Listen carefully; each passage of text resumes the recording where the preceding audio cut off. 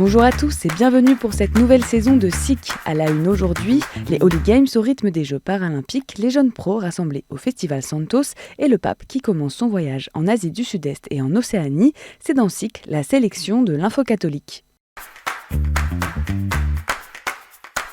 Après les Jeux Olympiques, ce sont les Jeux Paralympiques qui ont débuté à Paris mercredi dernier. Un événement sportif auquel l'Église catholique s'associe avec Holy Games qui a lancé la route extraordinaire lors d'une messe pour et avec des personnes porteuses de handicap.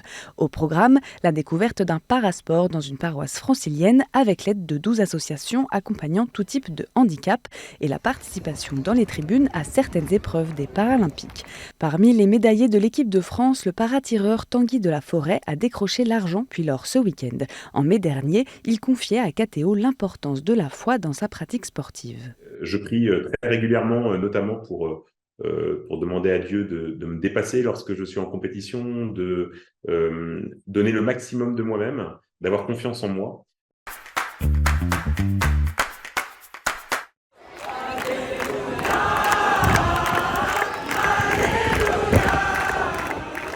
Ils étaient près de 2000 jeunes de 25 à 35 ans réunis ce week-end à la basilique du Sacré-Cœur de Montmartre pour le premier festival du réseau national Jeunes Pro à Paris, après le succès du projet Santos l'année dernière au JMJ de Lisbonne.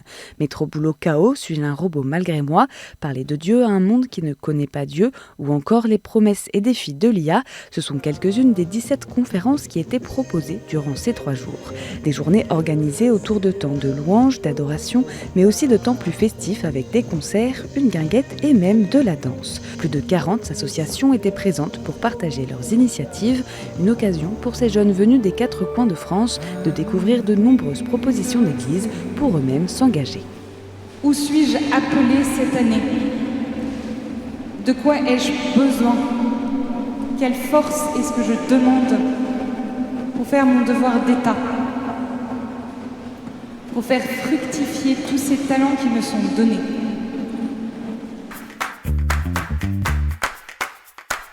Après les Yvelines, le Mali et Pontoise, c'est désormais dans le Lot-et-Garonne que Monseigneur Alexandre de Bussy est envoyé. Jusqu'alors curé du groupement paroissial Notre-Dame de la Fraternité dans le diocèse de Pontoise, Monseigneur de Bussy a été ordonné et installé évêque d'Agen ce dimanche 1er septembre en la cathédrale Saint-Caprais. Le nouvel évêque a choisi comme devise « Vivez ce que vous célébrez ». Sur son blason, on retrouve un arbre, un choix qu'il a expliqué à la fin de la célébration. Les racines qui nourrissent l'arbre nous invitent justement à prendre soin de nos racines, à nous enraciner fortement dans le Christ. La cime qui s'élève, quelles que soient les difficultés, nous invite à regarder toujours vers le ciel. Ce vendredi 30 août, le dicaster pour la doctrine de la foi a rendu publique sa décision positive concernant les fruits spirituels des apparitions relatées par Estelle Faguette à Pellevoisin en 1876. Un nihil obstat qui signifie que rien ne s'oppose à la dévotion mariale dans le sanctuaire de Pellevoisin dans l'Indre. Elle est même particulièrement recommandée à ceux qui veulent librement y adhérer.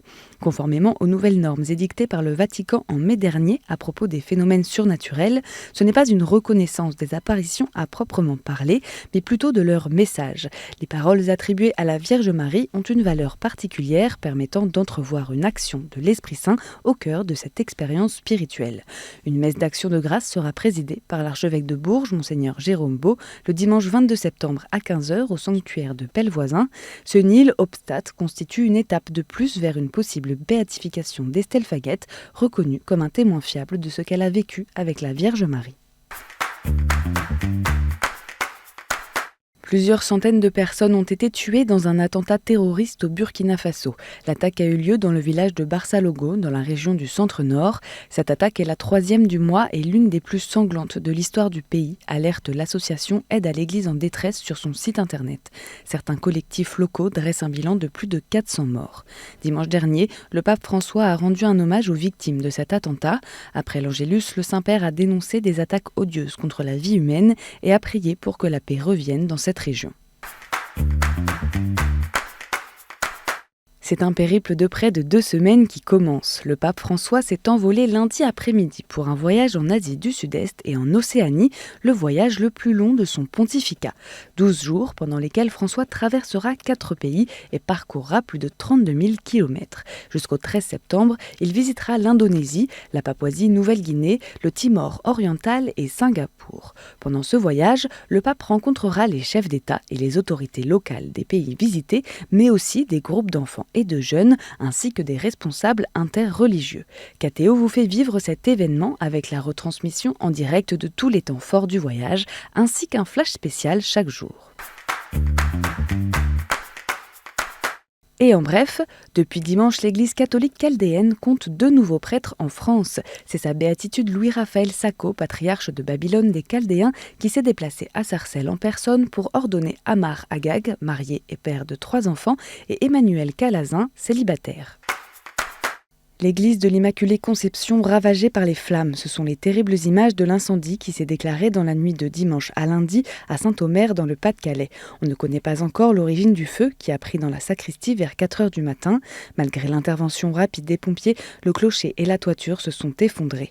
L'évêque d'Arras, monseigneur Olivier Le Borgne, a tenu à dire sa proximité dans la prière avec tous ceux qui fréquentaient cette église. Il doit venir ce mercredi à leur rencontre pour un temps de prière à 8h30 au chevet de l'église. Samedi, de nombreux pèlerins se sont rassemblés au sanctuaire Notre-Dame de Banneux pour fêter les 75 ans de la reconnaissance des apparitions de la Vierge.